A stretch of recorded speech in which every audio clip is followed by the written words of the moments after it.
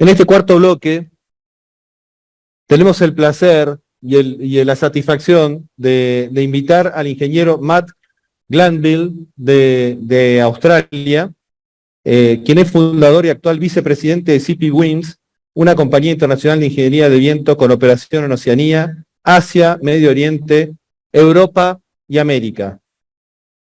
Su conferencia será Acción, Dinámica del Viento en las Fachadas Modernas. Vamos a recibir con un aplauso al ingeniero Matt Glenville. Muchísimas gracias. Gracias, Hanan. Invitamos al público online a hacer preguntas. Es una conferencia para no perdérsela realmente. Así que, bueno, muchísimas gracias y te escuchamos. Vamos a hacerlo con traducción. Muy bien. Gracias. Hola, soy Matt Glenville. No hablo español. Gracias por su comprensión. Carga dinámica de viento de fachadas modernas. Dinámica de la fachada a las cargas de viento. Túnel del viento de capa límite. We have a photograph of our boundary layer wind tunnel in Sydney. We have a subject tower in the centre of the turntable. And we have all the buildings within a 500-metre radius modelled. We can rotate that turntable to simulate different wind directions. Now we call it a boundary layer wind tunnel because it generates a boundary layer. The boundary layer is generated by a combination of these roughness blocks, the spires at the end, and a tripboard.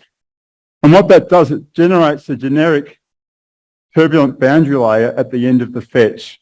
We call this length the fetch. The wind is flowing towards us. The profile varies in velocity and turbulence intensity according to codified profiles. And importantly, there's a spectrum of turbulence that we simulate in the wind tunnel. That generic profile gets modified across the turntable of the actual surrounds, so that by the time the wind hits the subject building, we're simulating the actual wind forces it's going to see in real life, but at scale. Now the primary output from the wind tunnel is a forcing spectrum. If you like, it's a recipe of the turbulence. It's a function of the frequency in the horizontal axis and then the energy in the turbulence in the vertical axis. And in the wind, most of the energy has periods around sort of 1, 10 to 10, up to minutes in duration. You know from your common experience when a windstorm comes through, every 10 seconds, 15 seconds or so, you'll feel a gust come, and this is defined by this turbulent spectrum. Now, this is what we simulate in the wind tunnel. Now, structural engineers, when they're designing, say, a high-rise tower, they have an FE modelling program, and one of the outputs is dynamic properties. And the dynamic properties include natural frequencies, mode shapes, and includes a mass distribution. Now, from that information, we can calculate a mechanical admittance function, or another word, a dynamic amplification factor. What it does is it allows for us to account for the amplification of response of a tower at its natural frequency. And obviously, this is an exaggeration of the Empire State Building, but at a reduced amplitude, it does vibrate in this shape and with a natural frequency. And it'll have a heightened response to the natural frequency proportional to the damping of the structure. A little bit of sort of mathematics and graphics here, but basically what we're doing is combining the force spectrum from the wind tunnel, the dynamic amplification factor that's essentially provided by the engineers on the project. We combine the two and we get a dynamic response spectrum. And traditionally, a lot of structures, such as high-rise towers, have first mode natural frequencies less than 1 hertz, where there's a lot of energy in that wind turbulence to excite the structure. So whilst we have a large background component, that's low frequency drifting of the tower backwards and forwards, there can be very significant resonant response, and there can be significant resonant response in the serviceability range of wind speeds. And this can impart motion on the tower, which is an acceleration that can be perceived by humans. And there can be perception of motion problems in high-rise towers. And a lot of the work we do is with high-rise to anticipate this and design out any potential motion problems. Now, for most facades, conventional facades, where we're talking floor-to-ceiling spans, the natural frequencies are much greater than 1 Hertz typically. So in terms of our dynamic amplification factor, it's pushed across this way where there's less energy in the turbulence spectrum. So conventionally for most facades, the resonant component dynamic response is small, and we can treat the load as quasi-static.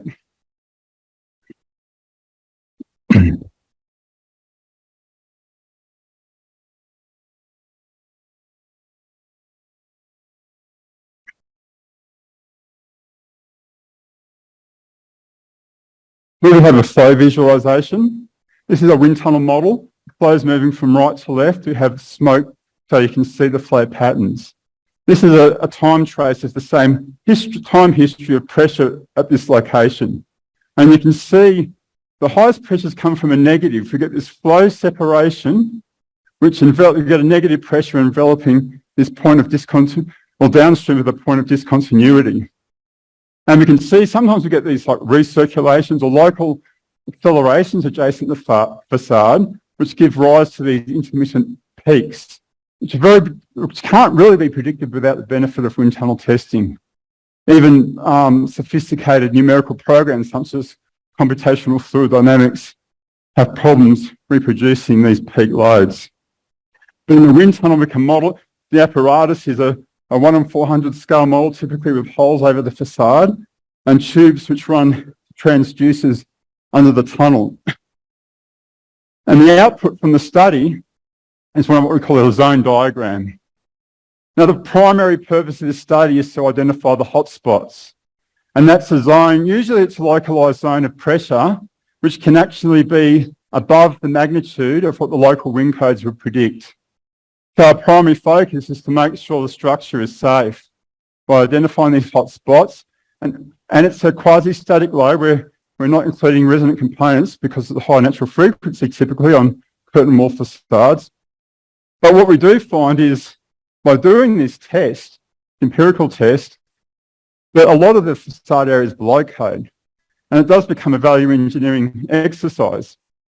Some independent work that was done by Meinhardt Facade Technology on a particular project in Bansar in Kuala Lumpur, was the project shown in the slide earlier in the wind tunnel. It was over $1 million savings in terms of aluminium and glass. And for a cost of a small test, we're getting a 60-fold payback on that investment.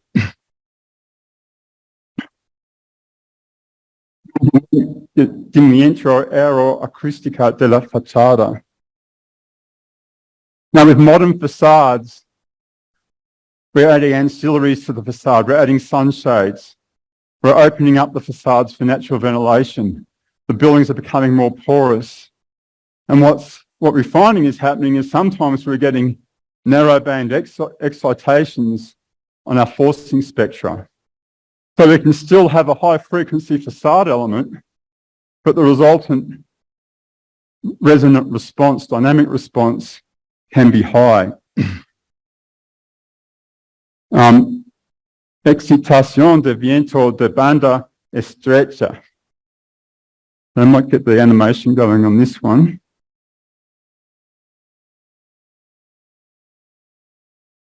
And we've got some narrowband response shown here to wind excitation.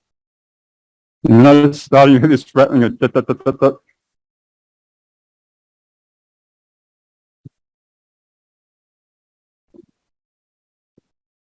Unfortunately, static load laboratory tests of facade assemblies may not prevent this high-frequency vibration in the field.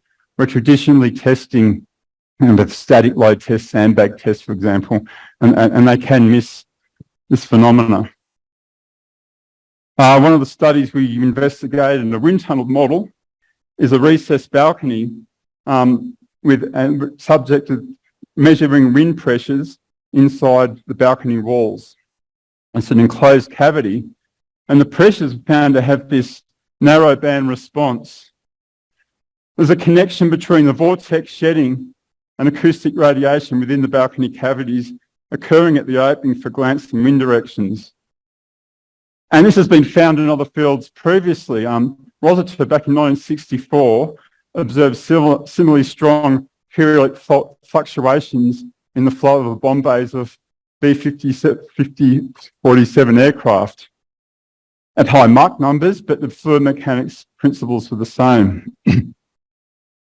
What's basically occurring is we're getting a flow or a vortex separation at the upstream end, flowing down and hitting the downstream end, then the acoustic radiation back at the speed of sound initiates another vortex.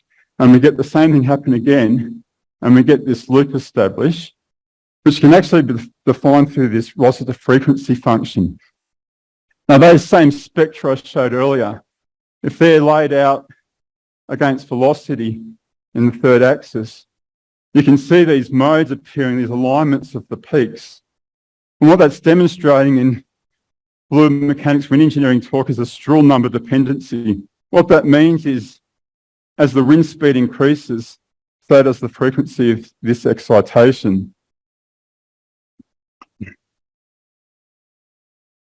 Explicación por retroalimentación de resonancia de fluidos. Now, another excitation mechanism is Helmholtz resonance. Helmholtz resonance is commonly experienced as a subaudible throbbing.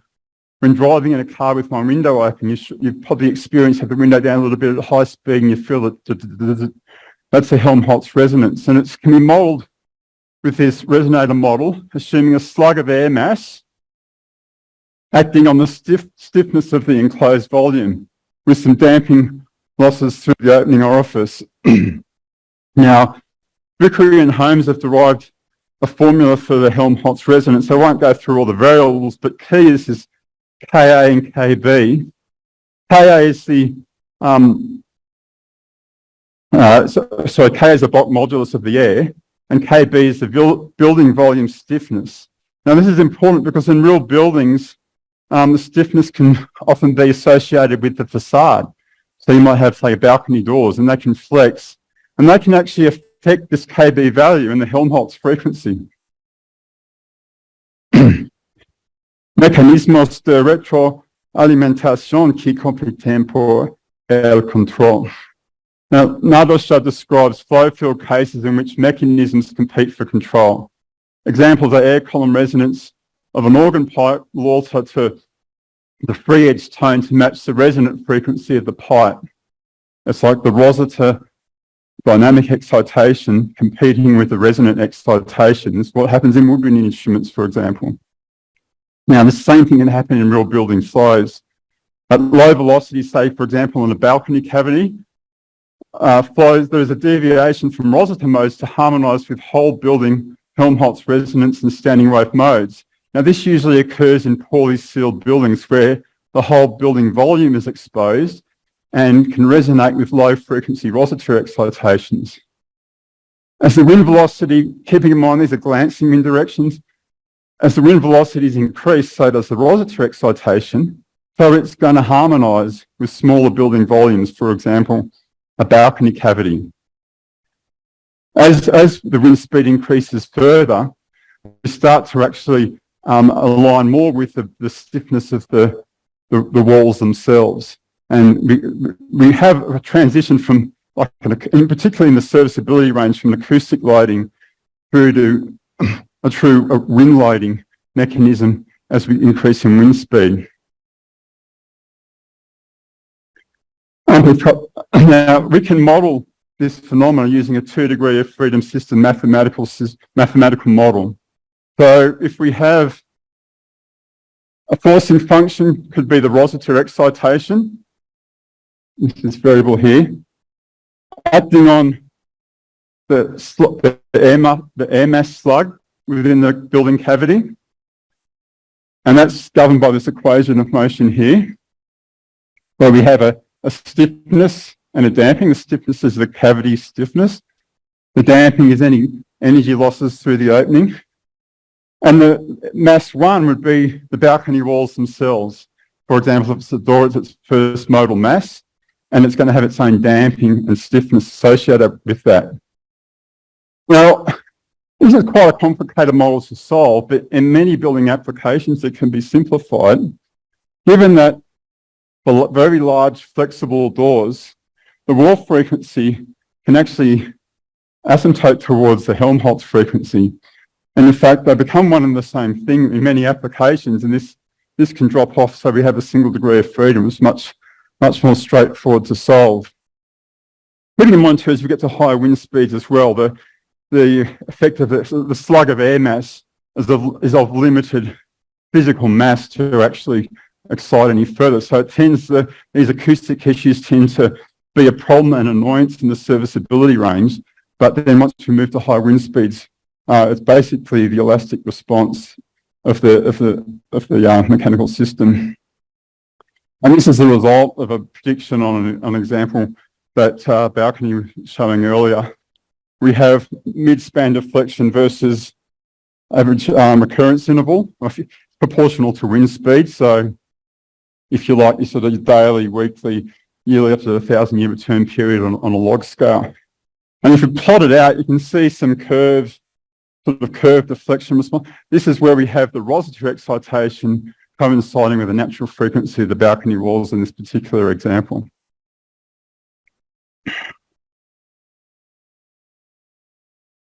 Aeroacustica. Now, wind noise is also a serviceability issue, and it's typically associated with rattling. We all experience at least facade element, a sliding screen, for example, or rattle in the wind. In itself, that's annoying. But we can also have these edge tones, which is a very similar mechanism to the loading we were just talking about, but rather than produce a load, it's very high frequency in the order of thousands of hertz, creating a noise. Now, I have a sample you might want to block your ears. It's a high frequency.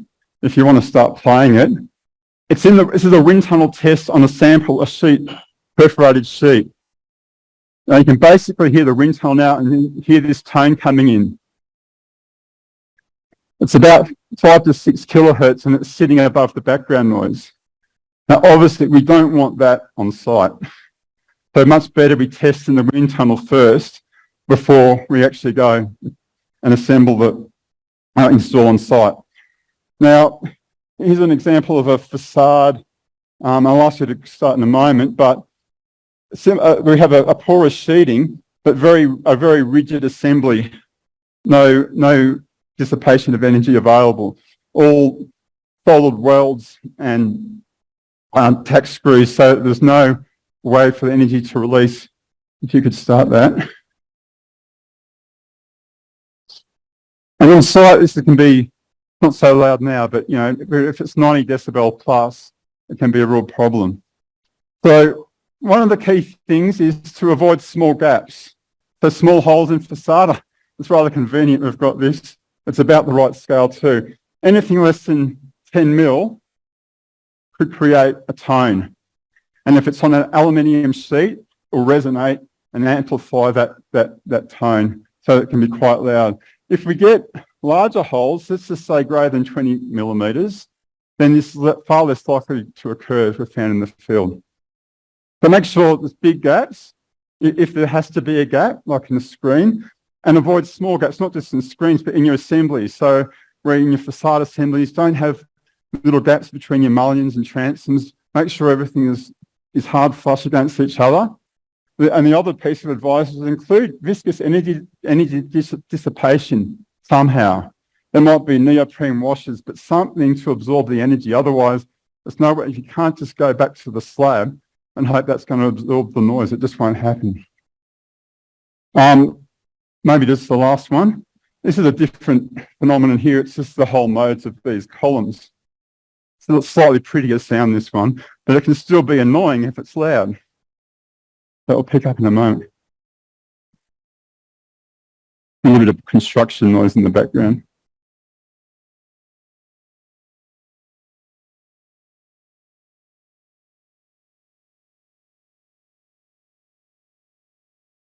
Okay, let's try and get to the next slide.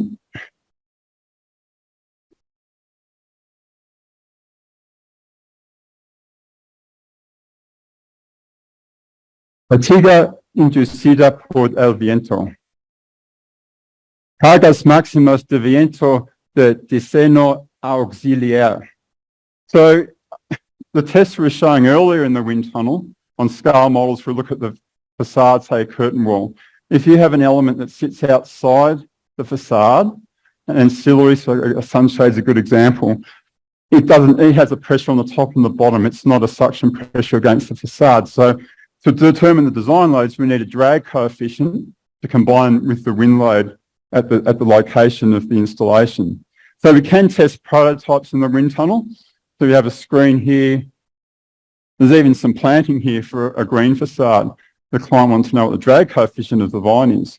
So to give the full drag coefficient information, we test through a range of tilts and yaw angles, and we can define that totally in the wind tunnel. That's all right, again, if it's a quasi-static load, that works quite well. Cargas de viento de fatiga auxiliar. In real life, we have to also consider fatigue, particularly on elements that are exposed to the wind, such as the sunshade, subject to daily vibration. If we were to, say, strain gauge a sunshade at its base, we come up with a curve like this, where we have the stress range on the vertical axis and the number of cycles. So it'll see many cycles at a low amplitude of vibration, and few cycles at a high amplitude of vibration. But we have to make sure that curve fits below the material capacity, particularly if it's aluminium. We need to be below this level. Rock still has an endurance limit which is far more amenable to fatigue, but aluminium, we need to be very careful to test these elements. They're not going to fracture after 10 or 15 years in the field.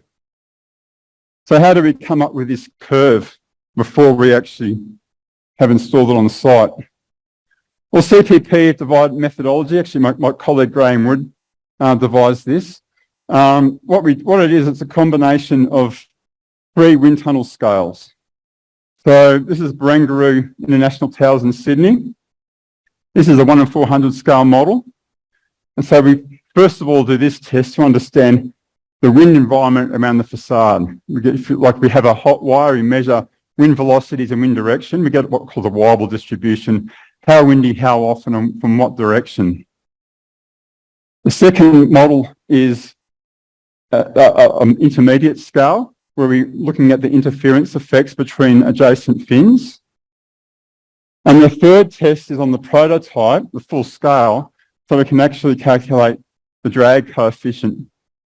Now we can combine those 3 scales when we do that analytically, post-test, and we're up with a stress range versus cycle count. Now this information can be fed to the facade engineer, fed into their finite element model, and they can then run the check on whether the fatigue life is going to be suitable for that particular installation. Gracias por su atención.